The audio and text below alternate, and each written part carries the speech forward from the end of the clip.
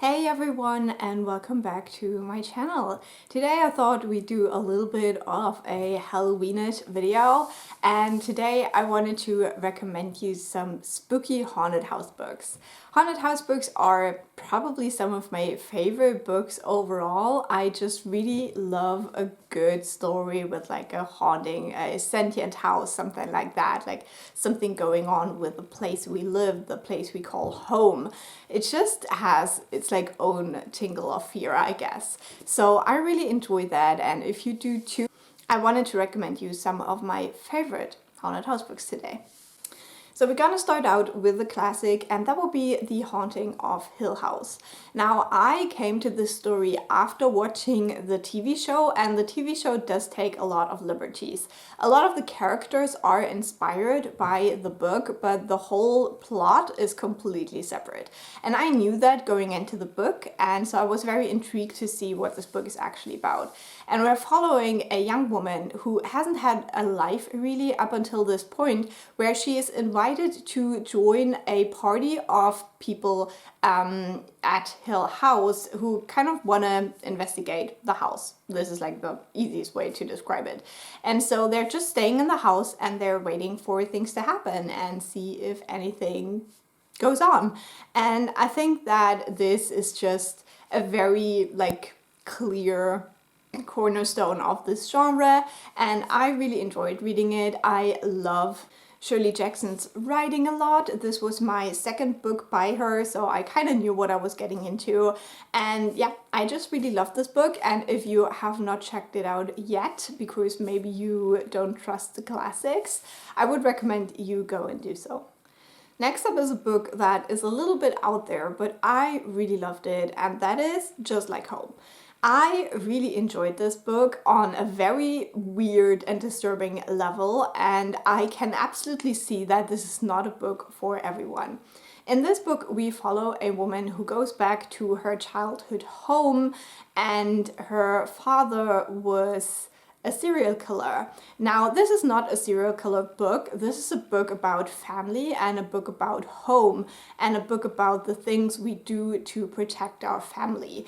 And I really enjoyed this, even though it is so weird. Like, trust me, it is very, very weird. But if you have tried all of the like classic, like Ghost in the Attic haunted house books, I think this might be an interesting change of pace that either works terribly well for you as it did for me, or you just think it is ridiculous and you won't like it. So it's gotta be either one of those, but I am in the like terribly like it camp, whatever that is. The next one is also definitely very out there, but I had to put it on this list, and that is House of Leaves. Now, this has been read by quite a few people in the last couple of years, I feel like, and this is a very, very weird book because we have this setup that is a bit complicated, so stay with me for a second. We have this movie that existed about a man who wanted to kind of film a documentary about his own family. He is like this famous filmmaker, and so he installed cameras in his new home, but then this home got very strange. So this is the movie. Then we have a person who writes an academic text analyzing this movie, and this person dies. And he's found, like his corpse is found by someone else who then takes this manuscript and reads it and starts annotating it. But he's also a drug addict, or like he uses drugs. So his annotations are also a little bit strange.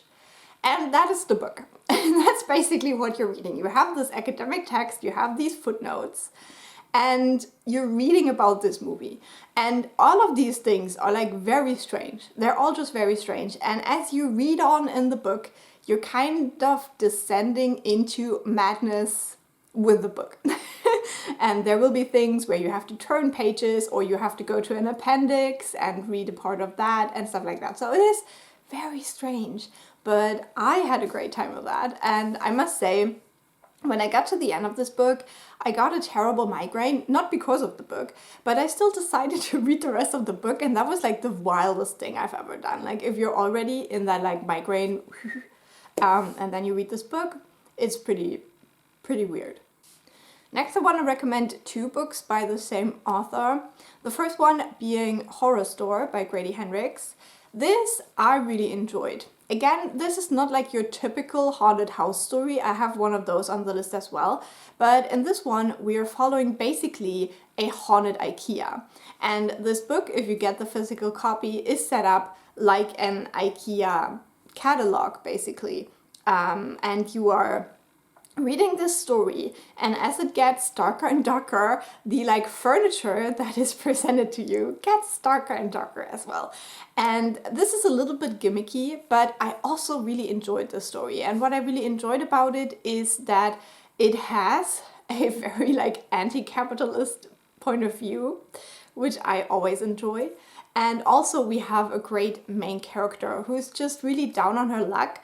And I do love reading about characters that are from like the lower classes or like don't have like a lot of money. They didn't have like super well educated parents and stuff like that. So I really enjoy reading about these like working class people. And that's what we get in here. We're basically following someone who is employed in this like fictional IKEA store.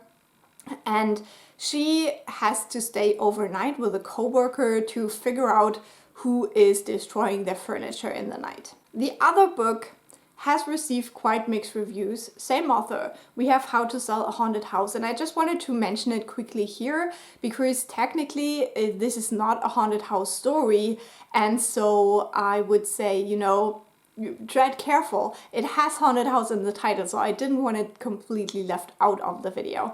But in this one, we are actually dealing with a haunted puppet that is in a house. But I still really enjoyed this, and it is very wacky, but I think it deals with grief in an interesting way. And I think if you get to the end, to the resolution of what is really going on there, it is quite a sad story as well. But yeah, we just have this like very difficult family dynamic. If you enjoy reading about like cursed children or like creepy children, this also has some aspects of that. And it was just overall a very wild ride. And similar to just like Home, I think you will either enjoy it or you won't. I would not listen to the audiobook for this one because I have been warned of that, and I read the ebook and it was good. Next, we're getting to a very classic traditional haunted house book. And I think this is the only one on here that is like this very traditional haunted house story. And that is The Haunting of Blackwood House. Now, this famously is the only book by Darcy Coates so far that I have enjoyed. I have read quite a few of them, but I would only recommend this one, honestly. But this is very traditional. We have a woman, she moves into a house, she wants to fix it up, but something is going on in the attic and the cellar. Basic setup. But I had a good time with it, especially with the audiobook. Then I also wanted to throw an YA story, and I think this one is actually quite creepy, and we do have this like haunted castle scenario, and the house we're looking at is actually on a cliff, so we have the rough sea as well as the backdrop, which is an atmosphere I absolutely love. So I had a great time with this book.